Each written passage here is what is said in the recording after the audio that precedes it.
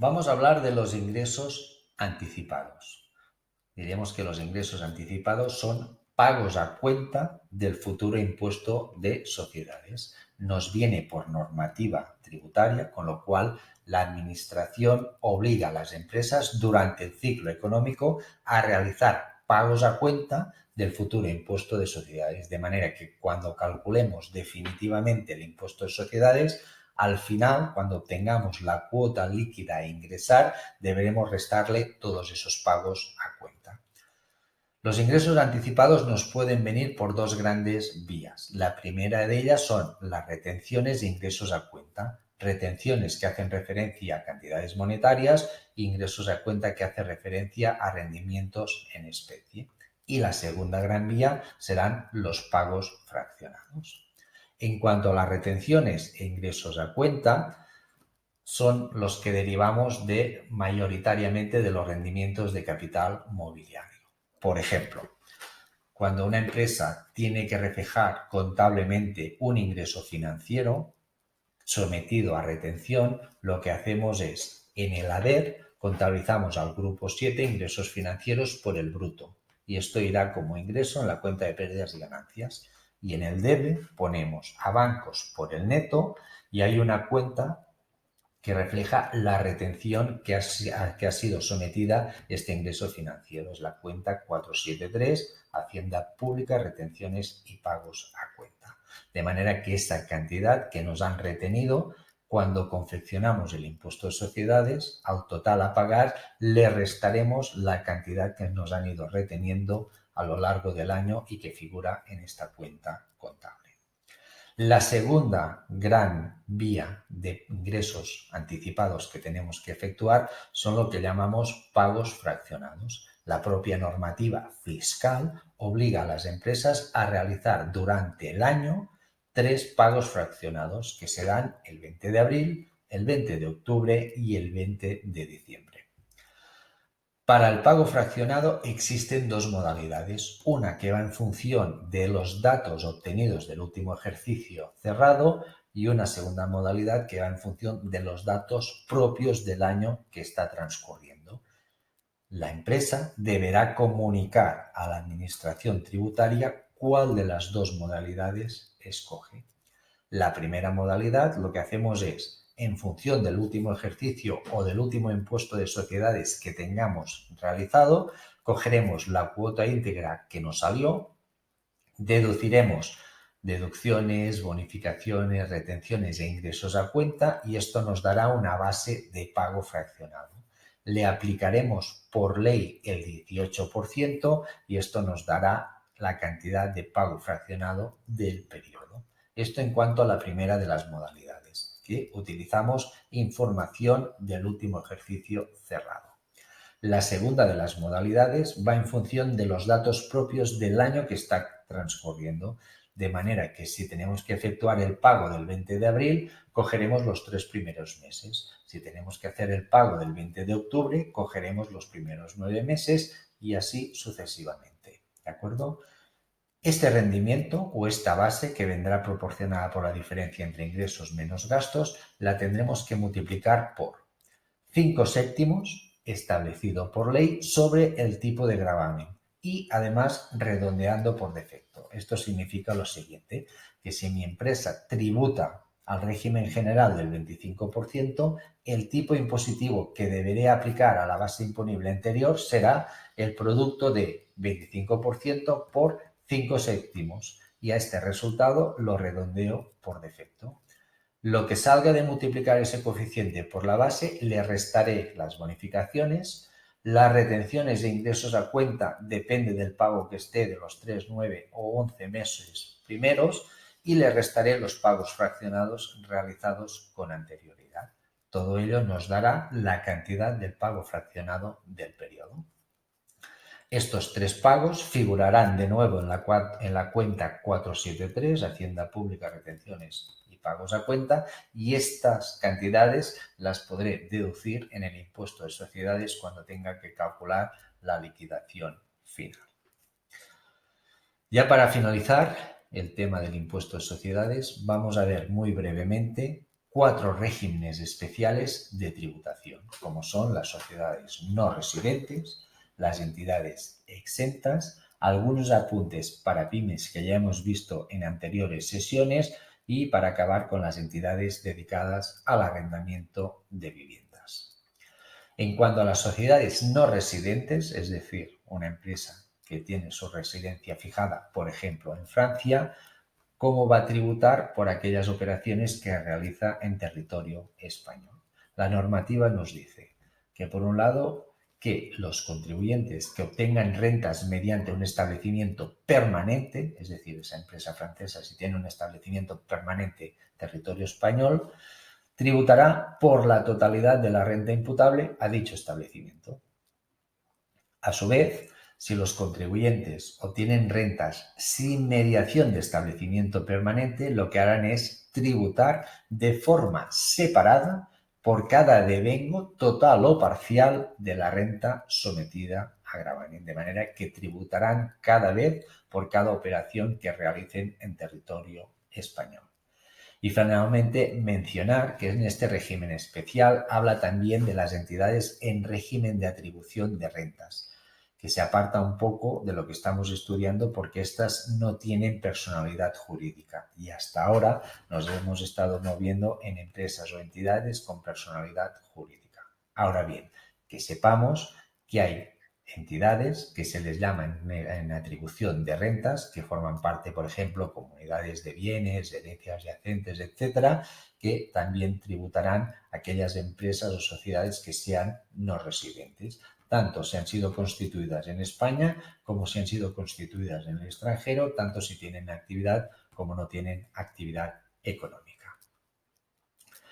El segundo de los regímenes especiales habla de entidades exentas y esta exención se traslada en 3 categorías diferentes. Por un lado tenemos entidades totalmente exentas, es decir, no van a pagar nada del impuesto sobre sociedades. A título de ejemplo, tenemos el Estado, las comunidades autónomas, entidades locales, seguridad social, la Hacienda, el Instituto Español del Comercio Exterior, etcétera, etcétera, etcétera.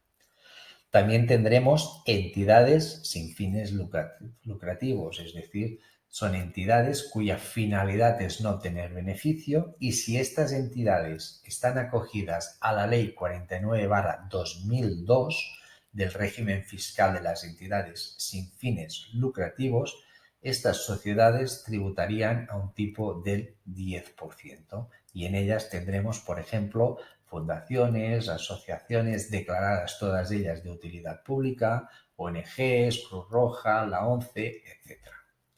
Y a su vez tendremos entidades parcialmente exentas, es decir, todas aquellas asociaciones, entidades que no estén acogidas a la Ley 49/2002, pero tampoco tengan ánimo de lucro, estas entidades estarán exentas por aquellas actividades propias por las cuales fueron creadas. Ahora bien, si compiten entre ellas otro tipo de actividades que sí generan algún tipo de beneficio, este beneficio debería tributar al régimen general del 25%. Por citar un ejemplo para hacerlo más comprensible, un equipo de fútbol local, pequeño, que tiene unos ingresos motivados por las cuotas de los jugadores del fútbol base. Este dinero que ingresan lo destinan a cubrir el pago del vestimenta, el pago de los árbitros, pago de entrenadores, etcétera, etcétera. Todos esos ingresos y estas rentas son entidades que las dedican en su finalidad, son entidades sin ánimo de lucro y estas no tributarían. Ahora bien, si este equipo de fútbol local tiene un bar y genera unos beneficios propios de la actividad del bar, los beneficios sujetos a este bar deberían tributar al 25%. La tercera de los regímenes especiales afecta a las pequeñas y medianas empresas. Recordar que son aquellas que facturan hasta 10 millones de euros anuales y de alguna manera ya lo hemos visto en anteriores sesiones. Vamos aquí a título recordatorio a ver cuáles son las principales ventajas fiscales que tienen las pymes. Por un lado, hemos visto la libertad de amortización que tienen para aquellas inversiones realizadas en elementos nuevos de activo, tanto material o inversiones inmobiliarias que generen creación de empleo, con lo cual habíamos visto que tenían que incrementar plantilla respecto a los 12 meses anteriores y esta se tenía que mantener durante 24 meses más. Una segunda opción sería la aceleración de amortización de las inversiones en elementos nuevos, tanto de activo material o de inversiones inmobiliarias no asociadas a la creación de empleo. ¿De acuerdo? Como podría ser, por ejemplo, cuando hablábamos de amortización, había un caso que las empresas de reducida dimensión al coeficiente lineal máximo le multiplicábamos por 2, de manera que amortizábamos el duplo del coeficiente lineal que establecían las tablas. Una tercera opción era las pérdidas por deterioro de los créditos por posibles insolvencias de deudores, es decir, las pymes estaban facultadas para dotar un 1% del saldo pendiente de cobro al cierre del ejercicio, teniendo en cuenta las limitaciones que habían que aquellos saldos que no provocaban insolvencias, como por ejemplo deudas de entidades públicas, no pueden ser consideradas en este saldo, ni tampoco aquellos deterioros que se habían hecho individualmente porque había un cliente que había entrado, por ejemplo, en situación concursal. Pero se fijaba este 1% sobre el saldo pendiente. Finalmente, la deducción de las cuotas de arrendamiento financiero en los leasings, que eran satisfechas aquellas que correspondían a la recuperación del coste del elemento. Y decíamos que en circunstancias normales, siempre a nivel de leasing, una de las ventajas era que el coeficiente máximo de amortización lineal lo multiplicábamos por 2. Pues bien, en las pymes nos acordamos que además teníamos la posibilidad de multiplicarlo por 1,5. Con lo cual lo que hacíamos era acelerar todavía más en cuanto al límite temporal la amortización de este bien sujeto a arrendamiento financiero. Y finalmente, el último de los regímenes especiales es el que va dedicado a entidades dedicadas al arrendamiento de viviendas. Ahora bien, para tener la posibilidad de acogerse a este régimen especial, tiene que cumplir unos cuantos requisitos y todos a la vez. La idea es que el número de viviendas arrendadas o que ofrezcan en arrendamiento debe de ser igual o superior a 8. Esto de entrada. Y además, estas viviendas tienen que haber sido adquiridas, construidas o promovidas por la entidad, por lo cual no puede subarrendar viviendas que sean de otra propiedad. No figurarían en este cómputo de igual o superior a 8. Las viviendas deben estar arrendadas u ofrecidas en arrendamiento al menos 3 años. Y además, las actividades de promoción inmobiliaria y de arrendamiento deben contabilizarse de forma separada para cada inmueble, de manera que dentro de la contabilidad cada inmueble dispondría de sus propias cuentas contables para saber en todo momento qué es lo que ingresan y con los cuáles son los gastos asociados a este ingreso. ¿De acuerdo? A su vez, la propia normativa fiscal nos dice que de realizar otras actividades complementarias al arrendamiento de viviendas, estas deberían ser por lo menos el 55% del total de las rentas del periodo para poder acogerse a este régimen especial. La opción de este régimen deberá comunicarse a la Administración tributaria y ésta deberá de aprobarla y además es incompatible con cualquiera de los restantes regímenes especiales.